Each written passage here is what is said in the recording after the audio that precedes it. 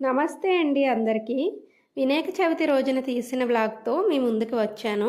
ఆ రోజు తెల్లవారుజాము నుండి చినుకులు స్టార్ట్ అయ్యాయి. క్రమేపీ మధ్యాహ్నానికి వాన ముదిరింది.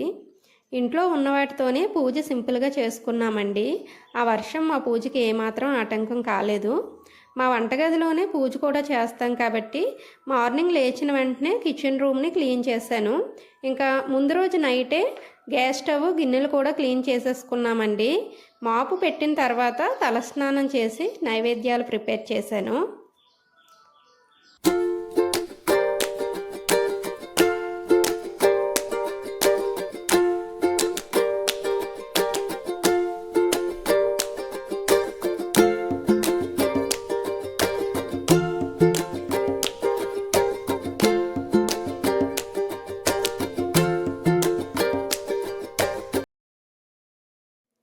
ఆ రోజు నేను వినాయకుడికి ఎంతో ఇష్టమైన ఉండ్రాళ్ళను ఇంకా బెల్లం ఆరిదిని నైవేద్యంగా చేయాలనుకున్నానండి. తర్వాత ముందు రోజు రాత్రే శనగలు కూడా నానబెట్టాను. అంతకు మించిన నైవేద్యాలు ఏమీ చేయలేదండి. ఇంట్లోనే నానబెట్టిన బియ్యాన్ని మిక్సీ పట్టి పిండి తయారు చేసింది అమ్మ. ఉన్న ఆ పిండితోనే సింపుల్గా నాకు వచ్చినవి చేసుకున్నాను. మేము చిన్నప్పుడు స్కూల్లో ఉన్నప్పుడు మా స్కూల్లో వినాయక చవితి సెలబ్రేషన్స్ చేసేవాళ్ళండి. చవితి రోజు ఉదయాన్నే తలస్నానం చేసి వీధి మొత్తం గాలించి మరీ కోసిన పువ్వులు పట్టుకొని స్కూల్కి వెళ్ళేవాళ్ళమండి. అప్పటికే మా సారు ఒక చిన్న వినాయక విగ్రహాన్ని వాళ్ళ ఇంట్లో చేసిన కొన్ని నైవేద్యాలను పట్టుకొని వచ్చేవారు. ఇంకా మేమంతా తల చెయ్యి వేసి మాకు వచ్చినట్టుగా డెకరేట్ చేసి వినాయకుడిని నిలబెట్టేవాళ్ళమండి. తర్వాత మా సారు మంత్రాలు చదువుతూ మా చేత పూజ చేయించేవారు. ఆ తర్వాత వినాయక చవితికి సంబంధించిన ఎన్నో మంచి కథలను చెప్తూ ఉండేవారండి.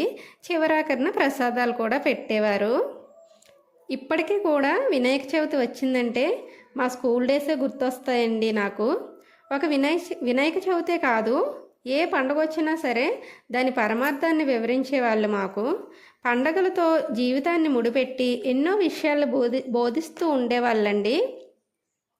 ఇలాంటి ఎన్నో విలువలతో కూడిన చదువుని చదివే అదృష్టం అయితే 90s కిడ్స్కే దక్కిందని చెప్పాలండి. ఇప్పుడైతే అందరి చేతుల్లో ఫోన్లు ఉన్నాయి. ఏ విషయమైనా సోషల్ మీడియాలో ఉంటుంది. కానీ మేము మాత్రం ఏం నేర్చుకోవాలన్నా స్కూల్లోనే నేర్చుకునే వాళ్ళం. ఏం తెలుసుకోవాలన్నా పుస్తకాల ద్వారానే తెలుసుకునే వాళ్ళమండి. ఇప్పుడు పిల్లలకి స్కూల్ అంటే బుక్స్, లెసన్స్, ఎగ్జామ్స్, హోంవర్క్స్. కానీ మాకు మాత్రం వీటన్నిటితో పాటు ఎన్నో మధురానుభూతులు, ఎన్నో జ్ఞాపకాలు, ఎన్నో ఆటపాటలు, ఎన్నో విలువలతో కూడిన పాఠాలు, మొత్తం మీద ఒక జీవితాన్ని నేర్చుకున్నామండి మా స్కూల్లో మేము. అయితే మొబైల్ ఫోన్స్ని, సోషల్ మీడియాని చిన్నచూపు చూడాలని కాదు, నేను ఎన్నో విషయాలను యూట్యూబ్లోనే నేర్చుకున్నానండి.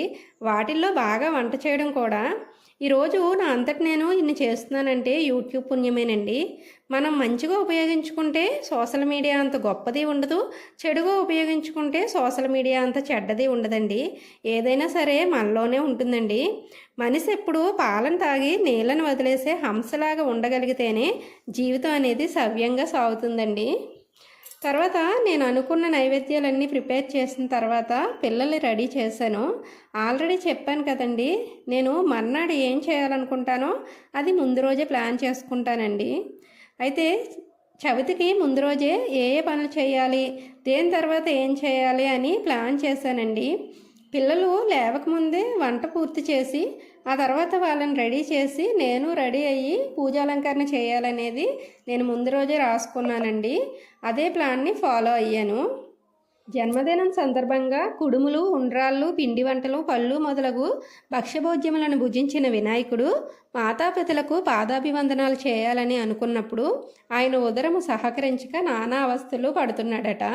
దాన్ని గమనించిన శివుని శిరస్సుపై ఉన్న చంద్రుడు పకపక నవ్వడం వలన సిగ్గుతో బిగుసుకుపోయిన వినాయకుడి పొట్ట చిట్లిపోయింది. శివుడు తన మెడలో ఉన్న పాముతో బొజ్జను చుట్టి కట్టడం జరిగింది.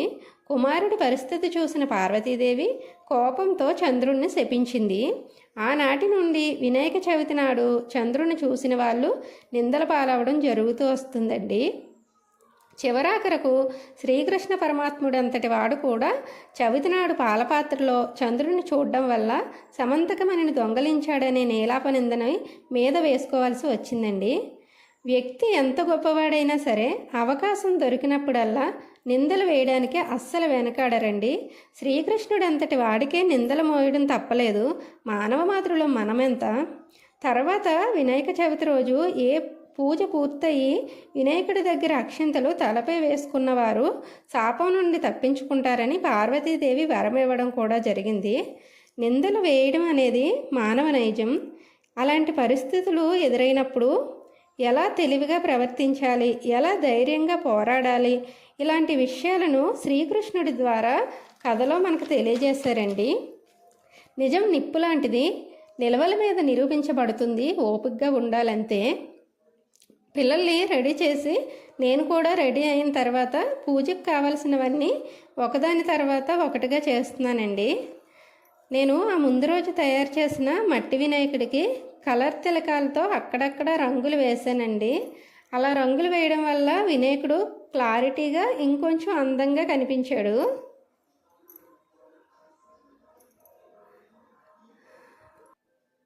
మా పిల్లలిద్దరూ వినాయకుడిని ప్రతిష్ఠించారండి. ఆ తర్వాత నేను పసుపు వినాయకుడిని కూడా చేసి పెట్టాను. వినాయకుడికి బెల్లం అంటే చాలా ఇష్టం కదండి, అందుకని చిన్న బెల్లం ముక్కను కూడా పెట్టాను.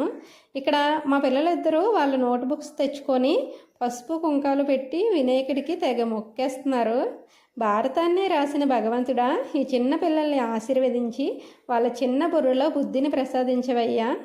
అయినా అన్నీ తెలిసిన పెద్దవాళ్ళ పూజనే భగవంతుడు అంగీకరించినప్పుడు ఏమీ తెలియని ఆ పసి హృదయాల ప్రార్థనని ఆయన ఎందుకు అంగీకరించకుండా ఉంటాడు? ఇంకా మా బుజ్జి గణపయ్యకు బొట్టు పెట్టి దీపం వెలిగించామండి.